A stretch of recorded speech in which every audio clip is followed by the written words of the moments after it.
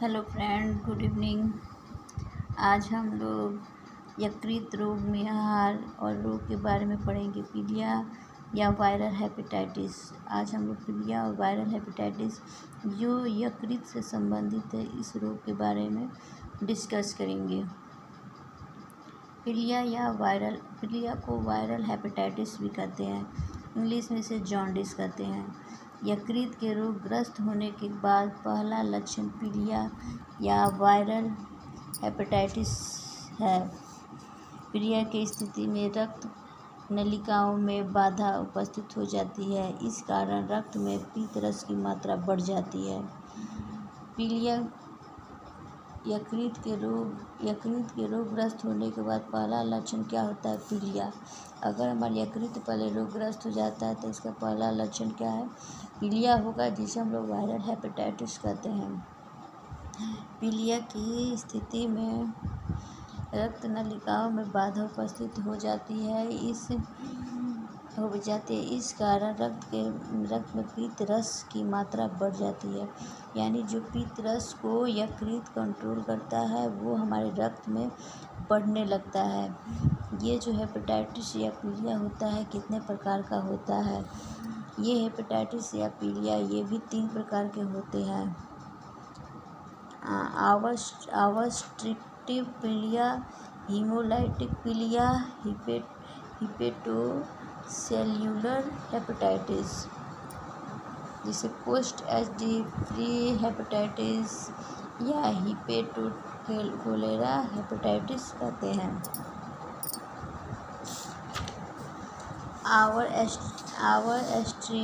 Obstructive पीलिया, यह पीलिया पीत नलिकाओं में बाधा उत्पन्न होने से होता है। इस स्थिति में पीत रस पाचन संस्थाओं में न पहुंचकर रक्त में चला जाता है। जो ऑब्स्ट्रक्टिव पीलिया है, यह पीलिया पीत नलिकाओं में बाधा उत्पन्न होने से होता है।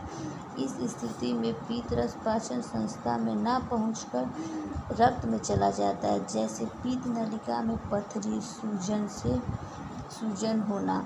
दूसरा होता है हीमोलाइटिक पीलिया। इसमें आरबीसी का अधिक नाश होने लगता है, यानी जो आरबीसी कम नाश होना चाहिए उसमें अधिक नाश होने लगता है। तीसरा है हिपेटोसेल्युलर हेपेटाइटिस।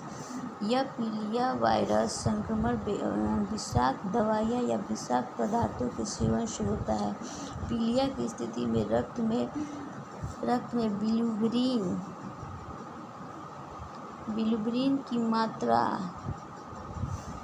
0.2 से 0.8 mg हो जाता है। नॉर्मल कंडीशन में 1 से कम होता है, लेकिन जब पीलिया होती है तो ये 0.2 से 0.8 mg हो जाता है। ये है हमारी पीलिया। पीलिया किसे कहते हैं और पीलिया के कितने प्रकार होते हैं?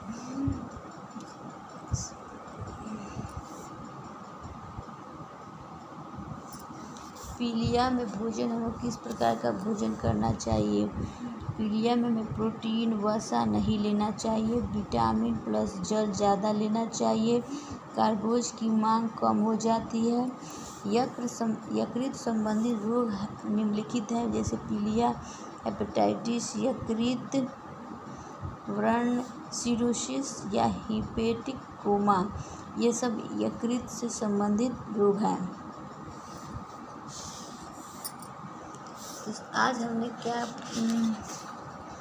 हमने पीलिया के बारे में आज हम लोगों ने पढ़ाई की, यानी कि रिवीजन किया। पीलिया क्या है? पीलिया हेपेटाइटिस है और पीलिया के 3 प्रकार होता है। ऑब्स्ट्रक्टिव पीलिया, हीमोलाइटिक पीलिया, हिपेटोसेल्युलर हेपेटाइटिस।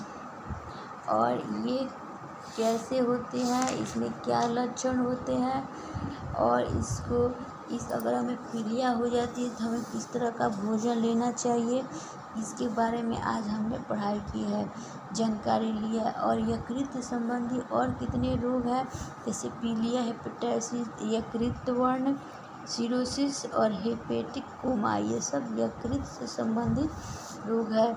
कल हम लोग पाचन से संबंधित रोग के बारे में पढ़ाई करेंगे या डिस्कस करेंगे।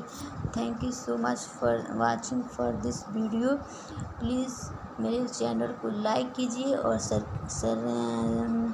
सब्सक्राइब कीजिए ताकि मैं और ज़्यादा मोटिवेट हो सकूं और इसमें आपको और अच्छे से अच्छे कंटेंट लाकर दूँ। Thank you.